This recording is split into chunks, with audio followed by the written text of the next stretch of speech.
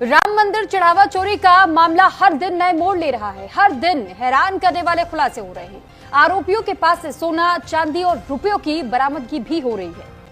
और अब चलिए हमारे साथ क्योंकि मेहमान जुड़ चुके हैं तो एक एक करके मेहमानों का परिचय हम आपसे करवा देते हैं और उसके बाद हम चर्चा की शुरुआत करेंगे। तनुज दीक्षित वकील सुप्रीम कोर्ट से हमारे साथ जुड़ चुके हैं। इस वक्त हमारे साथ सुप्रीम कोर्ट के वकील अनुज दीक्षित जी भी जुड़े हुए हैं। स्वतंत्र ट्रस्ट होने के नाते यहाँ पर केंद्र और स्टेट का कितना ज्यादा हस्तक्षेप हो सकता है और क्या 26B वाकई से रोकने का काम कर सकता है? स्वतंत्र और सार्वजनिक धार्मिक ट्रस्ट होते हैं वो निश्चित रूप से उसके अंदर किसी भी तरीके से सरकार जो है हस्तक्षेप कर सकती है, प्रशासन हस्तक्षेप कर सकता है। अगर आप देखेंगे इसके अंदर आपराधिक गतिविधि, गबन, भ्रष्टाचार, धोखाधड़ी जैसे और साथ ही साथ सार्वजनिक संपत्ति को नुकसान पहुंचाने जैसे कई सारे गंभीर धाराओं में मामला दर्ज है।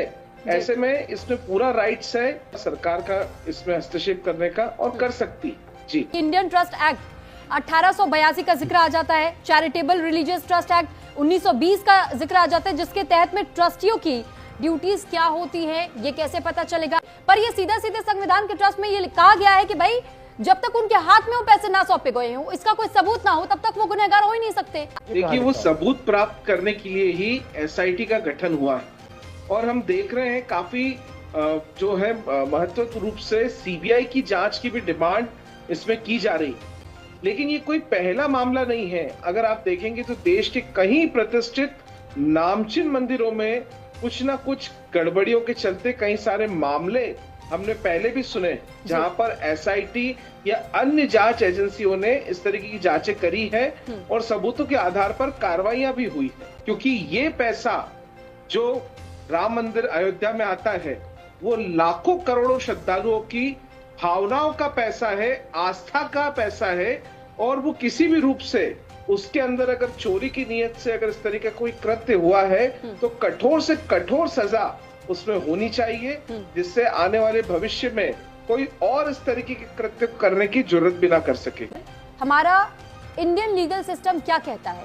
देखिए अभी जो FIR हुई है उसके अंदर काफी महत्वपूर्ण धाराएं जैसे BNS के सेक्शन 306 न्यास भंग संबंधित धारा है, 316 का सब क्लॉज 5 उसमें है, 317 लगाया हुआ है।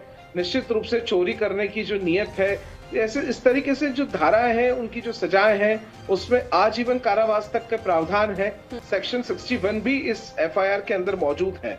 निश्चित रूप से धाराएं मजबूत है, लेकिन सबसे महत्वपूर्ण है कि SIT जांच जो कर रही है वो न्यायालय के अंदर इसको सिद्ध कर सके। आरोपी को दोष सिद्धि करना सबसे महत्वपूर्ण होता है न्यायालय के अंदर, उसके पश्चात ही उस पर कोई कार्रवाई कानूनी रूप से सजा हो सकेगी। जी ठीक है, मेरे पास समय नहीं है सर। अब मैं सब को धन्यवाद करती हूं क्योंकि सर आप लोगों से इस वक्त बात हो ही नहीं सकती है। दीक्षित वकील सुप्रीम कोर्ट से, तो जिस तरीके से आज हम लोगों ने चर्चा करने की कोशिश की, लेकिन आप लोगों ने देखा कि किस तरीके से मुद्दे को या तो डाइवर्ट कर दिया जा रहा है या फिर कोशिश ये की जाती है कि किस तरीके से इसे ओवरलैप कर दिया जाए किसी और मुद्दे को ला करके, और उसके बाद से जवाबदेही किसकी बनती है ये कोई नहीं जानता। आम जनता जो राम भक्त है वो भी नहीं जानते कि वो सवाल पूछे तो पूछे किससे, उन्हें जवाब मिलेगा भी या नहीं, या इसी तरीके से बस लूट खसोट होती ही चली जाएगी।